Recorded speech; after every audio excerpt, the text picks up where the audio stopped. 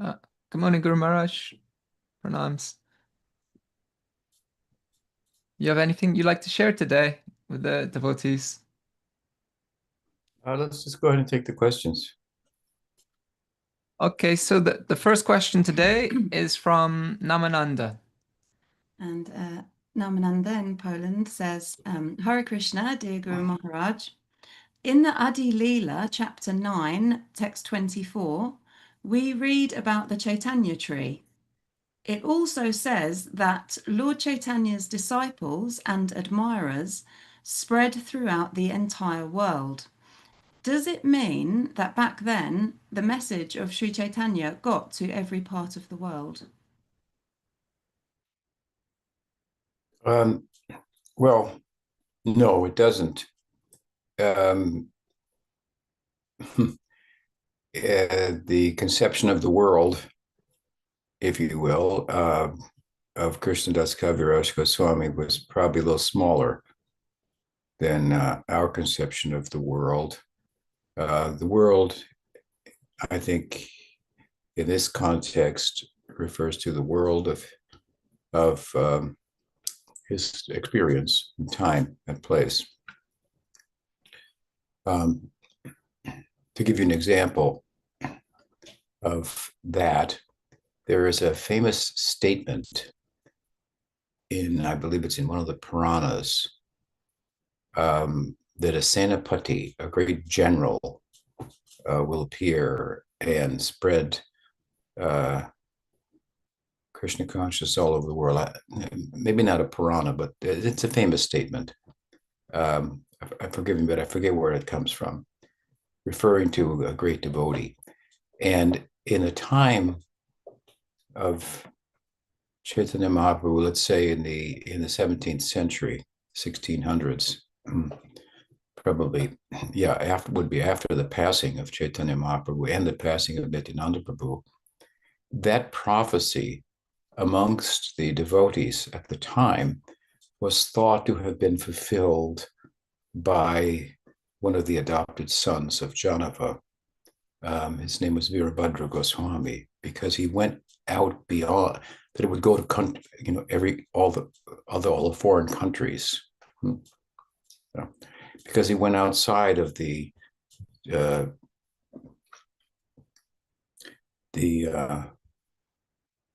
more immediate area of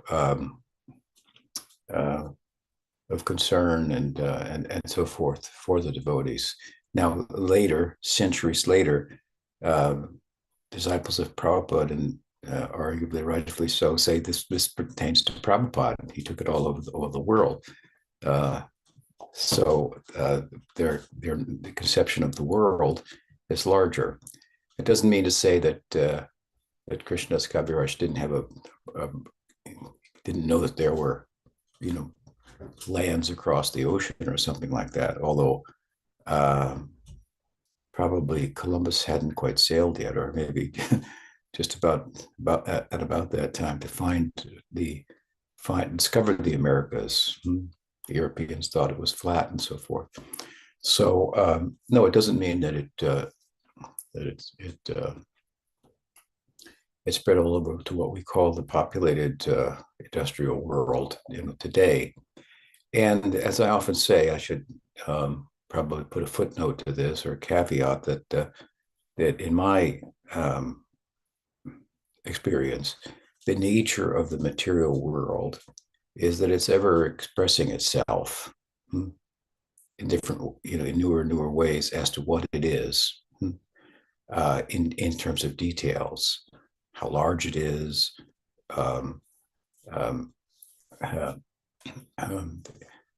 things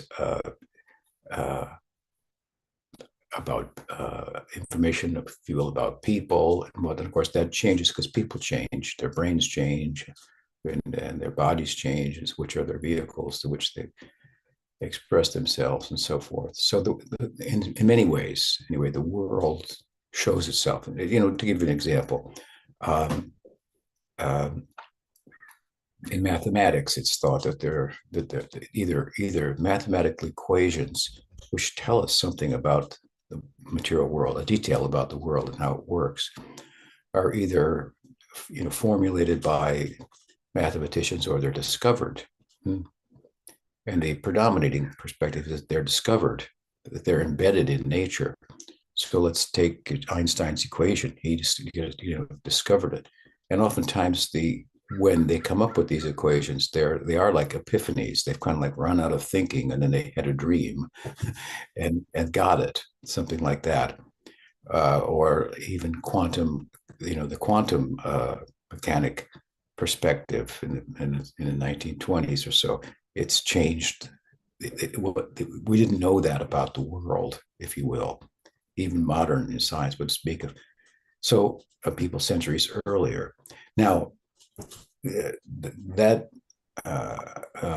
should be wrapped around, the fact, or within the fact that the seers, the rishis, the visionaries, the sages, the sadhus, the Vaishnavas, Krishna's Kaviraj Goswami, whom you cite, and others, of course, are concerned with the world from a very different vantage point. They're concerned with the inner landscape and the outer landscape of what is the world, how big it is, how many countries it has, what are the physics of it, the biology of it, the chemistry of it, and so forth, are not of anywhere near the same importance to them as is the inner landscape. In the nature of consciousness and being is their preoccupation. And overall, their perspective on the world is that, well, to put it in 2 words, as Krishna does in the Gita, dukkhalayam ashashvatam. It's a place of suffering, and it's temporary. So even if you like it, well, you can't keep it. So it's Maya. The word Maya means, one of the meanings of it is it's to measure. So to think that you can measure the world, bring it within the fist of your intellect, that is an illusion. That your descriptions of it will be comprehensive. It keeps showing itself. What to speak in different ways, or more about itself. What to speak of Bhagwan. We can capture him within our intelligence. We can even capture the shadow, if you will, of his realm, which is the shadow being the material world. So some thoughts on that, and no is the answer. It didn't mean that Krishna consciousness spread to California at that time. The next question's from Mark Batten. And his question is, good morning, Pranams Maharaj. Yes. I was wondering, what is the difference between Krishna and a sage's glorification of Krishna? Well, I would say there's probably more to Krishna than any glorification of Krishna can contain. It is said that Ananta Sage is always glorifying Krishna with thousands of mouths, and he can comprehensively address or capture the virtue, the beauty, the glory of one part of one pastime of Krishna. So there's a difference, and there's a statement in the sutras of Vyas, the Brahma Sutra, Vedanta Sutra. Someone may be able to remind me. I can't remember the Sanskrit, but it is speaking about the fact that the ultimate truth lies beyond the ken or the capacity of the mind or of words to capture. Mind or words are not a suitable vehicle for going there. You have to go beyond thought, beyond word, beyond and so forth. And of course, so Shankar, he will translate that to say that you should be silent, right? And we will say no. The interpretation is that there's not enough that can be said about him. We can never finish talking about him and say that we have comprehensively described him. It doesn't mean that words empowered by sadhus who have had experience and are trying to relate it aren't valuable as vehicles, but words in themselves, or even those words, are incapable of fully capturing and fully describing all of the that there is to be known about Krishna, which is unlimited. Krishna does not know the limits of his own self because it has no limits. So I hope that helps. And then there's another part, I think separate question, but from Mark also. A second question. I would like to ask about something that seems apparent. In Goloka, is Krishna more in the mood of overflowing for love for his different types of devotees, causing some tension within himself? While in Gokul, Krishna seems to be animated more by his devotees' love for him. This is not to say that neither of these sentimental aspects of Goloka and Gokul are not present within each other, but they are perhaps more prominent. Like I heard that Lord Ram, Lord Krishna, Lord Gauranga are known to take birth because they are called down by pure devotees. Of course, I am not dismissing that Krishna has his own purposes for taking birth. Would you please bless me with discernment regarding these differences or point me toward a relevant text? Thank you very much, your aspiring devotee, Mark.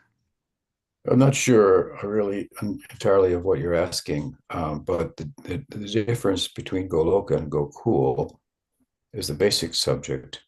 And in essence, they're not different in that they are constituted of the same bhavas. However, and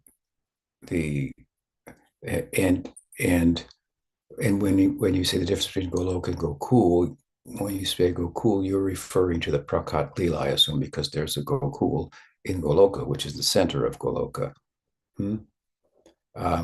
So you're, if I understand correctly, asking about differences between the Prakat and Aprakat Lila. Maybe that's better. Those are better terms to use.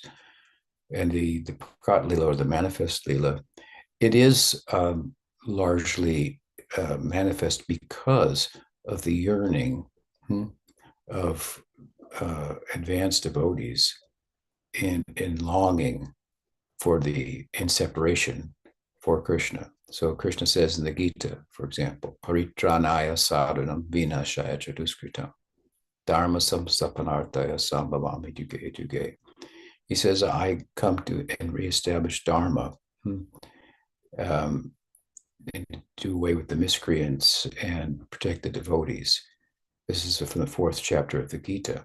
And of these 3 statements of Krishna for his descent and what he does in the context of that, the predominant one is for the devotees. The byproduct is doing away with the miscreants and establishing dharma. The Swarup Lakshan, the principal characteristic that with regard to the nature of his descent, is that he comes to protect the devotees. So what does it mean to protect the devotees? They're burning in the fire of separation from him. So those type of advanced devotees, then he is drawn to them. And of course, appearing in human space, if you will, in the Prakat Lila, then because humanity is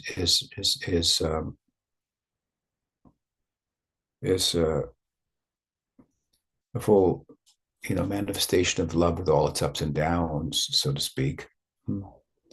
Compared to heaven and hell, you got a little bit of both here, the good and the bad.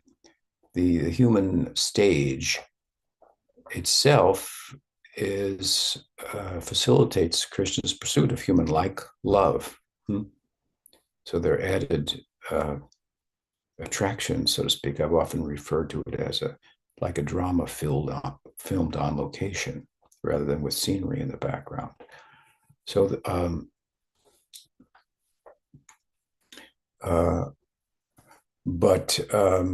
that's the broad answer. So I don't know what you were referring to, a certain tension in Goloka. Maybe the hosts could repeat that.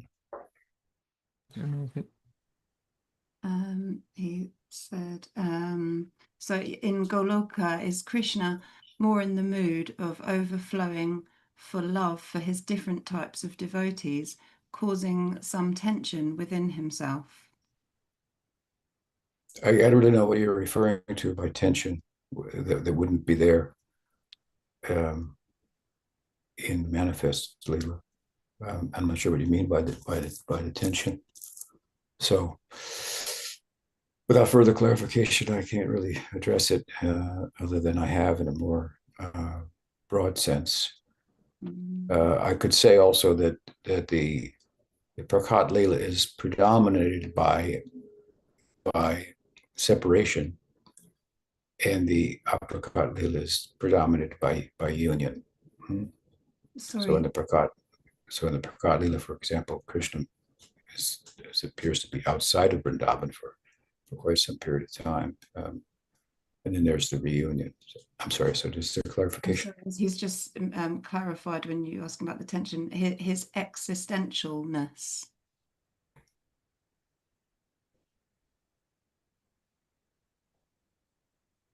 I don't know what you mean by that. And does Krishna's intention about his existence? Does he question who he is? I have said that his pursuit of rasa, which is his ongoing preoccupation, is met in the Prakat Lila, in the manifest Lila, by the realization during the Rasa Lila that Radharani's experience of rasa exceeds his own. There it's of the same quality, but the quantity is different in her case. So this creates an existential crisis for him. In the Prakat Lila, I thought that I was the king of rasa. And this gives, of course, birth to Chaitanya Lila. So I've likened that to kind of an existential crisis. But that's in the Prakat Lila. So the next question is from Anadi Krishna. Yes. Anadi. Yakshamash. So, Anadi Prabhu is asking, Dear Guru Maharaj, I really enjoy listening to the kirtan of Akincana Krishna Das Babaji. Did you know him personally? Could you tell us a little about this extraordinary devotee? Thank you. Well, I met Krishna Das Babaji a few times. When I first came to Mayapur at Prabhupada's invitation, I was staying in a straw hut that Prabhupada used to stay in. That year was the completion of the building, the first guest house, and it was not quite complete. That was a problem, but anyway, I was staying in the straw hut there, and Krishnadas Babaji came and patted me on the head and blessed me to become a good sannyasi. Otherwise, I met him in Vrindavan a couple of times, but I never spoke, with him. But he was famous for his kirtan, and he was close with Prabhupada and with Sridhar Maharshi. He had great regard for both of them. He used to go annually to the birthplace, Hapaniya, of Sridhar Maharshi, take some dust there and eat it, which is reminiscent of how Chaitanya Mahaprabhu would regard and deal with it in a similar way. The birthplace of his guru. His guru's name was Ishwar Puri. Once, one of my godbrothers who took sannyas from Sridhar Maharshi, he went to Sridhar Maharshi's mat in Navadvip from Mayapur, from Chandrodaya Mandir, because he heard Krishnadas Kaviraj was there and he wanted to, Krishnadas Babaji was there and he wanted to record him, record his kirtan. So he went there and Babaji was there and he set up his tape recorder and Babaji Maharaj said, "What is this?" He said, "I wanted to record your kirtan." And Babaji Maharaj said, "No, that is not the teaching that you record my kirtan. The teaching is that you do kirtan." He said, but if you want to record something, go upstairs and record Sridhar Maharaj's talk. That you should record. Eventually, that devotee recorded all the talks of Sridhar Maharaj. His name is Bhakti Sudhir Goswami Maharaj, and transcribed them, turned them into the early books. Sri Goodness Grace, Loving Search for the Lost Servant, Search for Sri Krishna, Reality the Beautiful, and so forth. Those are published right here in California, here in the San Francisco Bay Area. So we owe a great debt to Krishnadas Kaviraj Goswami for Akincana Krishnadas Babaji Maharaj for that. I remember another story of his that some kirtaneer devotees, if you will, who liked music and so forth, went in Vrindavan, heard he was in some area, and went on Ekadasi with him to have all-night kirtan. So they went, and Babaji Maharaj, they found him, and he was chanting japa. And so they sat and they just chanted japa with him. And after a little while, they became a little impatient. They said, "Maharaj," they beat the drum a little bit. Kirtan, because they couldn't. They were there for music, really, rather than being capable of taking advantage of the name, just chanting japa. So he said, "No distractions, Ekadasi." So he was very, very good, at let's say, bringing devotees back onto focus, if you will, to how they should be paying attention. But he was very close to Prabhupada and Sridhar Maharshi, both. Those are a few thoughts about him. There's a small book that's been published about him by a devotee named Babru Das, who's also a follower of ours, a member of ISKCON. So you might be able to find that online. Akincana Krishnadas Babaji Maharaj Ki Jai. Kishore Krishna Prabhu's just said there's a nice section in Circle of Friends about him too. Yes, there is. Yeah, his ideal was Sakirasa of Subal, and he wrote to Sridhar Maharaj about that, expressing his affinity and how they had invited him to join in the cow herding Lilas. Very exciting. Okay. And Guru Nishta said that the book's called Divine Intoxication. So if anybody's looking for it, they can search for Divine Intoxication by Babru. Akincana Krishnadas Babaji Maharaj Ki Jai. So the next question's from the famous Anonymous. Famous Anonymous. And this devotee says, Pranam, at what point did the tradition of offering a small ghee lamp to the image of Yashoda binding Krishna begin? There's no beginning. to that. The next question's from Krishna Kanaya. And she says, in the famous Vandeham Shri Guru prayer from Sri Caitanya-caritamrta, Antya, chapter 3, verse 1, there is no mention of Sri Gadadhara. Why could that be? Thank you. Well, you can't. I can include everybody in every prayer. Someone might as well ask, why wasn't isn't Advaita in there? Bande Guru Shri Shabbat. That's the one you're talking about. Bande Ham Shri Guru Shri Uttapara Shri Guru Vaishnavam Cha. Yeah, so and you look through the compositions of Krishnadas Kaviraj. He has some original compositions there in Chaitanya-caritamrta Sanskrit verses glorifying different deities at different times in different places. And you can't include them all in one. So what else? So the next question is from Lalita in Brighton.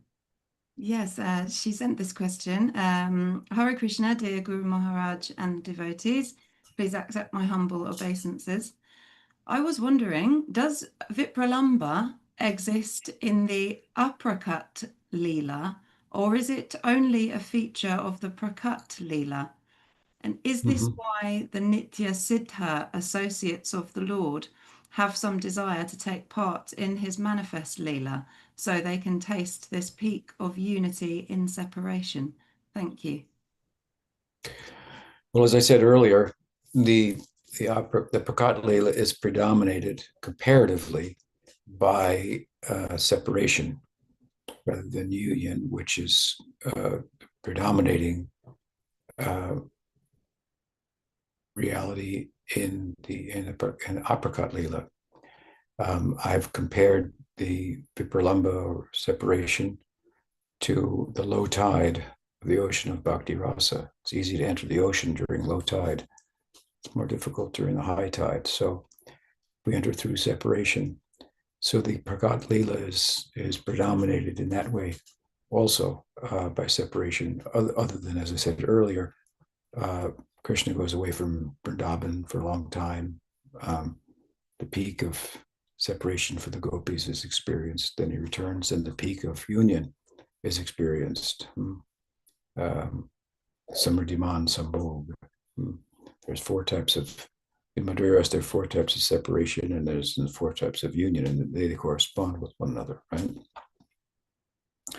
So the fullest manifestation of that Samriddhiman Sambhog, the fullest expression of union, corresponds with the separation that is for a long period of time and at a great distance. So we don't find that in the Aprakat Lila. There's more like shorter periods of separation, obviously during the daytime for the gopis. They can meet with Krishna directly. You have to wait till the night. So union in that sense is more predominant, but both sides are there, union and separation. And this word Vipralamba and Sambhog, they pertain to Madhurya Rasa, whereas union and separation is also there in Sakti Rasa and Vatsalya Rasa and Dasya Rasa, but it's termed Yoga and Viyog. But Yoga and Viyog also pertains to Manjari Bhav, which is kind of a Dasya within romanticism, if you will, within Madhurya Rasa, Dasya for the heroine, for Radha in this case, in our Sampradaya. Just a technical point there. But yes, in the Aprakat Lila, there's also union, there's also separation. Now, is the separation and its greater expression, if you will, as I'm explaining in the Prakat Lila, a reason for the devotees in the Aprakat Lila to want to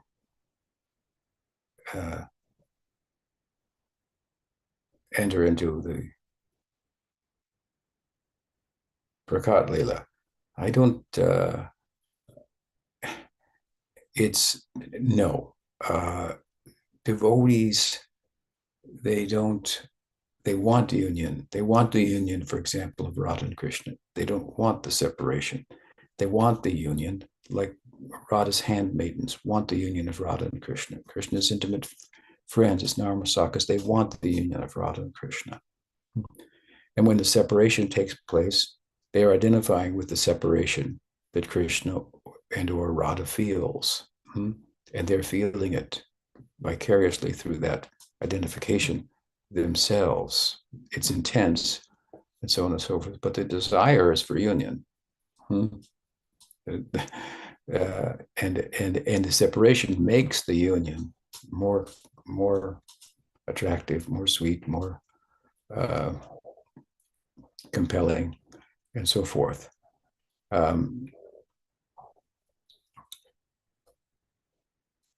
Yes, it's true.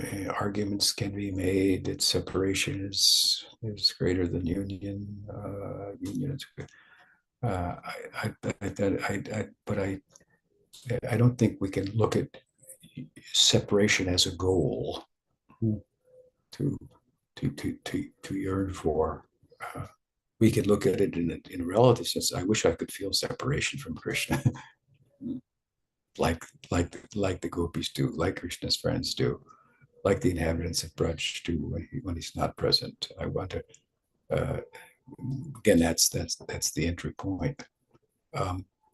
So I would not look at the fact that the Prakat Lila is predominated, as I'm saying, by separation as an impetus for the residents of Goloka to want to take part in the Prakat Lila. For the most part, they're not thinking about the Prakat Lila. Of course, we do have an instance of that in Gopal Champu, but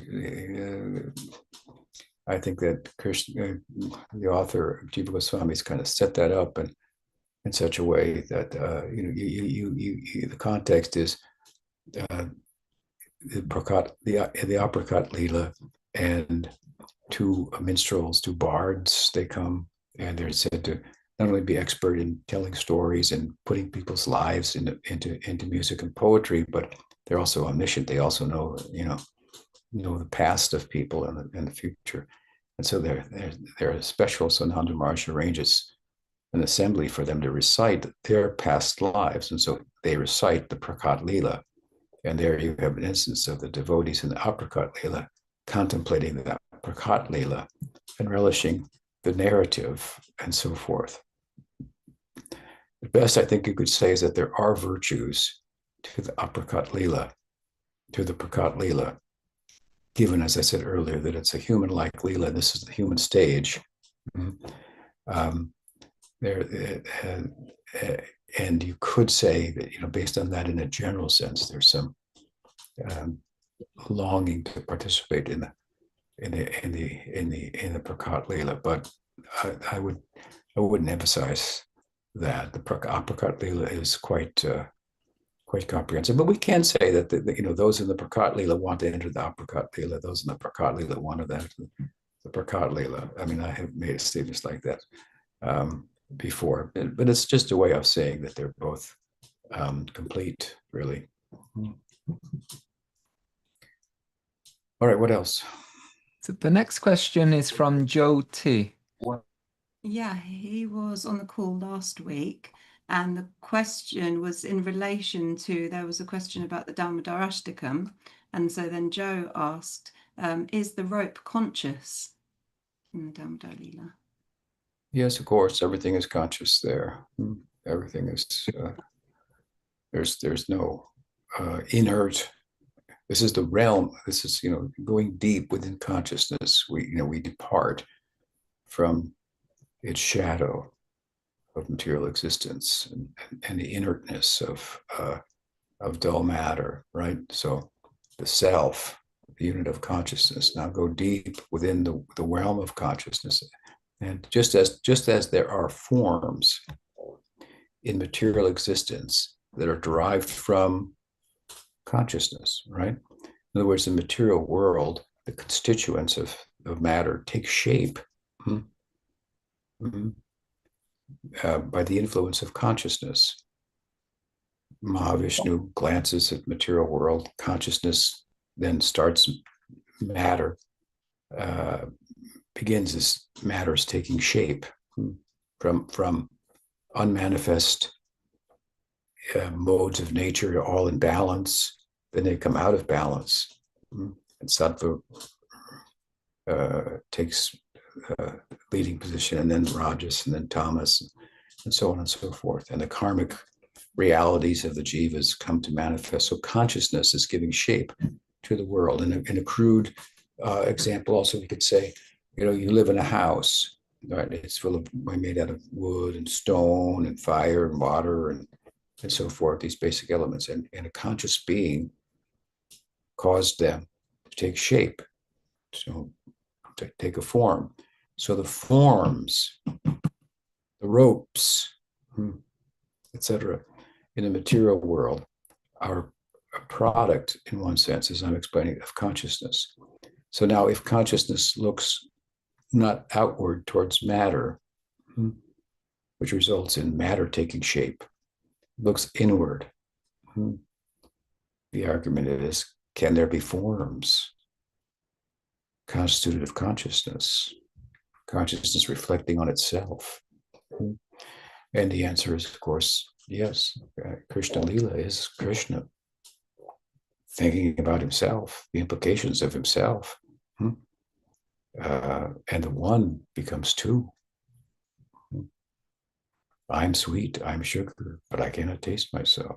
Let me become two. And there's Radha and Krishna. Of course, this isn't something that happens in time, but this is consciousness reflecting on itself and the implications, and that this causes some movement, right? So everything there is conscious, yes. So the next question is from Shraddha. And Shraddha Devi, she's in England at the moment, and she's on the call, but she sent this question today, and she says, "Pranams, Guru Maharaj. Can you say a few words about the significant spiritual teacher Ramana Maharshi or Maharshi? I would like to know, simply because I'm surrounded by some of his followers here where I am in England. I'd like to know what to say to them, or to have some guidance from you on this person." Well, his main teaching was silence. So maybe you shouldn't say anything. Haribol. Haribol, Radha. Yeah. So, sorry, you said main teaching is silence. Yeah, his main teaching was to be silent. Okay. Ramana Maharshi, I heard one big jnani once say he doesn't know anything from Shastra. He was realized in some ways, but his scriptural knowledge was limited. But of course, scriptural knowledge is limitation in itself. It doesn't fully, it cannot fully or comprehensively capture the nature of reality. And he would make that point also himself, of course. But nonetheless, the scripture is important. And I think that his experience, when looked at from the map of the scripture, is quite different from ours and our ideal, our ideal of prem prayojan. His ideal is what the scriptural map of the Gaudiyas would refer to as Sayuja Mukti, so merging with Brahman, the dissolving of one's own individuality. He would look at individuality not only of the mind and the senses, which is illusory, but the individuality of the Atma also as an illusion, and therefore he would express that in ultimate reality is contentless consciousness, which we all have in common. Though, so this is in a Advaitin kind of monistic perspective. There's according to the Advaitins, the self, the Atma, the individual Atma, is an illusion. There's only Brahman, and that someone thinks that they're an individual separate from Brahman, is part of Maya. And of course, we disagree with that. All the Vaishnava schools disagree with that. But there's some truth to what is said in that from the Vaishnava point of view, and that is that we are all Swarup Gyan. Swarup Gyan means all the jivas. We have this in common, that we are not inert. We are consciousness. We are not inert. We are consciousness. And we are conscious of the fact that we exist. I am. This is a big realization. This is a dominant feature of the self, that I am. And it shows itself even in material existence, right? To some extent, we feel that I am, although we're identifying our I with constructed out of mind and senses.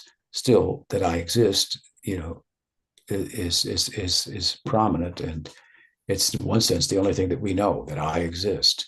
So to clarify what the nature of my existence and being is to remove then the illusory sense of I arising out of mind and the senses. When you do that, you come to this sense that I exist, and there's nothing different than I. So I am this or I am that is a very small idea compared to I am. I've often said, I am this or I am that can change. I'm American, I'm an Indian, that could change. It could change your passport or your nation. I'm young, I become old, I'm this, I'm that. That all changes, but that I am remains constant. So to realize Swarup Gyan is a big thing. But to go on from there is to realize that the jiva actually exists and has relational qualities, a relationship with Brahman. It's one with Brahman relationally, not absolutely, to the extent that the individual self is extinguished, but that I am one with Brahman in a relationship. Just like I can say, Madan Mohan and I are one. We're on the same page, same paragraph, same parenthetic phrase, but there's still the two of us, right? So there's a quality of oneness. This is a relational quality, and so this is part of the what we'd say is the attribute of the self. So the self exists. It's not inert. It's conscious of itself, but it has attributes also that are not different from itself. It is eternal. To give an example, a blue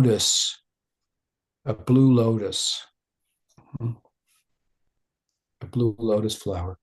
Well, the blue is the attribute of the lotus, but it's not separable. It's inseparable. It can be. We can say there's blue. Here's blue. Here's the lotus. You're pointing at the same thing. There's two different things, in a sense, but they're inseparable from one another. Or Madhva would give and Baladev would give an example like waves in the ocean. The waves are different from the ocean, but they're not different from the ocean. Or to use our Gaudiya term, Achintya Beda Beda. So these are all ways in which the Vaishnavas differentiate themselves and their perspective from that of persons like Ramana Maharshi, who identify largely with Advaita Vedanta. And so as great as his realization is, from the vantage point of Vaishnavism, there's much more to be realized by the sadhana of bhakti, which will uncover your attribute, which includes knowledge of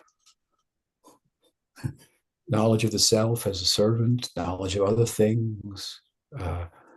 We acknowledge that there's a world. Ramana Maharshi doesn't acknowledge that there's a world. He says the whole world's an illusion. We say it's not what it appears to be, but it's something. It's the objective world, and there's a subjective world. In Advaita Vedanta, there's only subjective is their perspective. So we feel that I feel that the Gaudiyas are generous in saying, yeah, you could realize your Swarup Gyan, and enter into Sayuja Mukti. But we lament that's a great loss. There's an expression of Karuna Rasa. Karuna Rasa means compassion. On the part of Narada, when he saw that Brahma attained during the Brahma Vimohan Lila, the relationship with Krishna, budding in Sakyarasa, he lamented that other rishis he knew had only attained Sarup Gyan, or realization of this particular feature of the self. But the attributive knowledge, if you will, the attribute of knowledge, the attribute of being a doer, being a knower, being an experiencer, being a servant, and so forth. These are all parts of or attributes of the self that are not different from the self. So those are not realized in the discipline that is taught by Ramana Maharshi. So, basically it's a difference between Advaita and all of the Vaishnav sampradayas. We have some agreement, but we think that there's more also to be realized, and for good reason, scripturally speaking, for good reason, and also by example of so many persons. So a better example than Chaitanya Mahaprabhu. All right, what else? The next question is from Sajan. Dandavats Maharaj. I had an altogether different question, but I also have a couple of a little follow-up for what you just mentioned about Sri Ramana Maharshi. There is no record of him ever saying that the goal of life is Sayuji Mukti. He came more from the place of Sarvam Kalvidam Brahman, or all there is Brahman, and there is nothing separate or second to merge in the only existing one. So I just wanted to mention that. I thought that was relevant. Yeah, well, Sayuja Mukti is a Gaudiya Vaishnava term. Right. Our way of referring to what you're talking about, we call that Sayuja Mukti. Right, exactly. Other forms of Mukti as well. Yeah, oh, sure, of course. And then the second little follow-up piece to that is he was visited by a Gaudiya Vaishnava, as you know, of course, Sri Krishna Prem, said to be the first Western Gaudiya Vaishnava. And Ramana Maharshi thought very highly of Sri Krishna Prem and spoke very, very highly of him as well. So he had appreciation for the Gaudiya Vaishnava sentiments and conception. Jai, Sri Krishna Prem ki Jai. Jai, yeah. Thank you. But the new question that I had, Maharaj, was today is the first day of Diwali. And insofar as there are a number of elements which are dear to our sampradaya regarding Diwali. Of course, not the primary of which is the Govardhan Puja within it. I was wondering if you had any comments, or if any of our illustrious Gaudiya Acharyas had made any comments previously about Diwali specifically. You mean the month of Kartik? No. Today begins the 5 days of Diwali. Diwali Sukham. Yeah, it's a famous, Yeah, I know what Diwali. Yeah, of course you do. Of course you do. There's a Diwali festival today in San Francisco. Oh, actually, I'm not far from there. But no, I don't have anything to say much about Diwali. What I know most about Diwali is that during Kartik, when the Diwali is completed, everybody goes around giving sweets, saying Diwali Sukham, Happy Diwali, Happy Diwali. So I really don't. I mean, there there are different explanations of it, drawing on different Lilas. I think the Vaishnav one that it's one of the prominent is that the Diwali, which is a festival of lights, refers to one of the ways of looking at it is the Vaishnav way of looking at it, and his observance commemorating Ram and Lakshman and Sita after the slaying of Ravana, returning to Ayodhya, which was a huge emotional, psychological event, and all of the walls of the palace were lit with lights, with gheelamps, lighting, illuminating the destination for Ram. So festival of light. Otherwise, from a philosophical point of view, light represents illumination, knowing, realizing, coming out of darkness, ignorance. So it's a celebration of tamasi ma jyotigama, coming from the darkness into the light, as the Upanishads say. That should be celebrated. Diwali Sukham, Diwali ki jai. Thank you, Maharaj. Thank you. Tamasi ma jyotigama, jyoti. From the darkness come to light. Yes. What else? The next question is from Lalita Saki. Jai Guru Maharaj. I have a question about faith. So I didn't. You have a doubt. You have a doubt about faith? Well, I guess. I'm wondering, I guess, okay, Nirguna Shraddha, okay, so faith that is outside of the modes of nature. So I'm understanding that to be, faith in Krishna, okay, and devotional service. Okay, so in terms of, that Vaishnava faith, I'm wondering where that faith lives. Is it, I guess the ultimate question that I have is it that inherent knowledge, not even inherent, it's the soul, right? That knowledge that the soul is it that? Is that what's becoming gradually revealed? Is that what? Well, I think that faith, let's call it a conviction, a conviction, and it's that conviction derived from experience. So Pujapat Sridhar Maharshi liked to refer to the spiritual world as planets of faith, which would be the opposite of this world, which is ruled at best by doubt, by question. Oftentimes it's so dark there's not even questions. We don't even think, why am I, where am I, what, for what purpose, so forth. But ultimately, material world, the upper realm of it is buddhi. intelligence, which is the doubting function, the questioning function. My mind, my senses may make me feel like this, but is it good for me?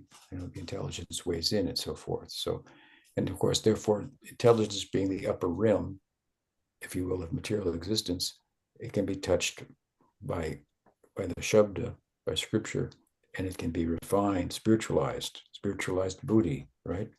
Intelligence is what the Bhagavad Gita is involved in, spiritualizing our intelligence, that will then guide us to proceed along the lines of sadhana and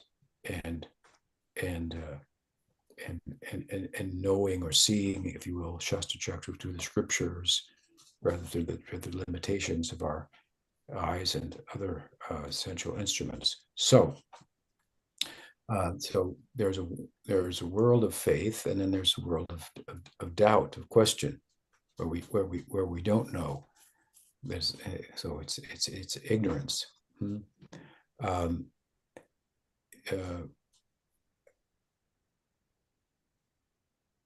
Sridhar Maharaj, I believe he would call it like the homeland.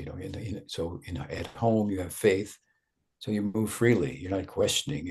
What's in this. Your mother offers you. You don't say what'd you put in it. There's love, so you just take it. If you're in a foreign land, you might ask, what is this? I don't eat insects. This is an insect. Or some of the things that it's funny how some people eat, different cultures, even in the European, world. What some of the French people eat, they can't. Drinking milk, that sounds horrible to a French person. To drink milk, to eat cheese, that's another thing, of course. But to drink milk raw, So anyway, the relativity of it all. But in the homeland, home is in the heart, the homeland of the heart. Home knowing requires a home knowing person.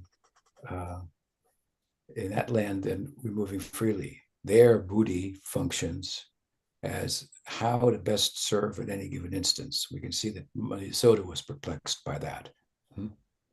Doubt was not whether to serve or whether God exists or I exist or any such thing, but how to serve best in any situation. So buddhi is functioning there in that regard.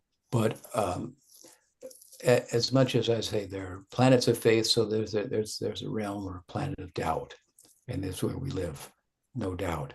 So as we come out of that, entering in to the fullness of the self compared to the emptiness, the empty bag of material existence, then we have experience, right? And from that comes conviction, knowing. So, faith is a kind of knowing, you could say. That's how you're thinking about it. Yeah. From what I can understand, faith is a kind of knowing that one arrives at by experience. Now you can try to articulate your faith, explain your faith, reason about it, so on and so forth. But it's not this vacuous thing that materialists think of it as. Faith means an excuse for not being able to reason about something very, very well. No, it's not that at all. Faith is not to sit on the fence, but to jump over. You're sitting on the fence. Which side should I go to? One or the other. Even in the Latin, what is the word for faith? I forget, but it implies movement, not fence sitting, doubting, but movement. It drives us. Therefore, the Gita says, Shraddhayam Purusha, a person is their faith. They're moving based on their conviction, which is derived from their experience. So divine faith, properly understood, yes, it's a conviction arriving from experience and the knowing that is beyond the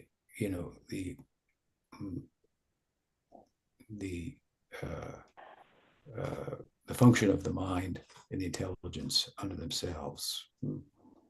So I would call it a conviction arising out of experience, which is Experience means I know. I can't even explain it, but I know it. I experienced it, something like that. The knowing. So, yeah. And then, of course, and movement, being a doer, an agent, is obviously tied to that as well, right? Knowing, doing, knowing, doing. So put faith in there, something like that. Does that help? Yeah, I'm still wondering, is there a connection between that, what you've just described, that knowing, and what's it come down to? Is that coming directly from the Atma? Yeah, well, the Atman, when an Atman knows itself, then it's going to have that kind of conviction that we call faith, right? It's the faith is the, it's looking for a thing called faith. In other words, you're looking for a thing. Where's this thing called faith? But it's a contingent, I suppose you could say. It's the removal of doubt, which is knowledge, right? With the removal of doubt, so does knowledge faith knowledge removes doubt. So you could in that sense you could connect faith to knowledge, self-knowledge, knowing, and and the resultant conviction of that it compels one to act in a certain in an enlightened way. Faith, conviction. What is conviction? So think about what is conviction. Well, it derives from largely from probably more than anything else by experience. Even if our experience is erroneous, we'll have a conviction to materially speaking, to follow it, right? I experienced it like that, but it's not like that, but still you'll have a conviction. So conviction arises out of knowledge, so it's contingent. Faith is in that way contingent, a feature of follow-up, if you will, follow through from knowledge, an aspect of knowledge, of knowing, self-knowing. Okay? Yeah, I will sit with that and try to act on it and maybe understand more then. Thank you. Yeah. Tasaki's editing our book, Birds of the Same Feather, and doing the copy editing. There's a lot of heady stuff in there about the nature of the self, right? Yeah, that's where it came from. Yeah. Okay, well, we're out of time now. It's nice to be with you. Next week, I'll be in North Carolina. There'll probably be a session at someone's house online next week, and I hope to see you all then. Happy Diwali. Diwali Shukam. Jai. Haribo. Haribo. Shri Guru Maharaj ki jai. Jai. So so as Guru Maharaj is saying, he'll be in North Carolina next week. So we'll try and arrange for some rough times. As often happens in the festivals, it's usually an approximate time for classes. But we'll try and get some approximate times. So if anyone wants to log on, if they're being streamed, I'll see if, I'm not sure if Madam Gopal's on the call, but we can find out if what the rough times are for classes, and then we'll try and publish those. So everyone, if you'd like to tune in on Zoom, and you can always feel free to send questions or let us know if you'd like to be added to the list. Like Guru Maharaj was saying, I think next week will probably be mostly questions from those live there in North Carolina. But you never know, they might open up questions outside too. But otherwise, we'll be back in a couple of weeks. So I think there were two extra questions today. You'll be first when we come back, unless they get us next week. So Also, I just wanted to say thank you both, Madana Mohan Prabhu and Mohini Dasi. Thank you both so much for your seva, your moderating and facilitating, hosting these sessions. I just wanted to express that today. Oh, thank you, Sajan. That's Guru Maharaj's mercy, no doubt. Thank you for your wonderful questions. Yeah, and everyone's wonderful questions. We really appreciate it. These are life-giving times on a Sunday, aren't they? They set us up for the week. Indeed. Well, yeah, hope you have a lovely rest of your Kartik, and we'll see you soon. There you go. Haribol.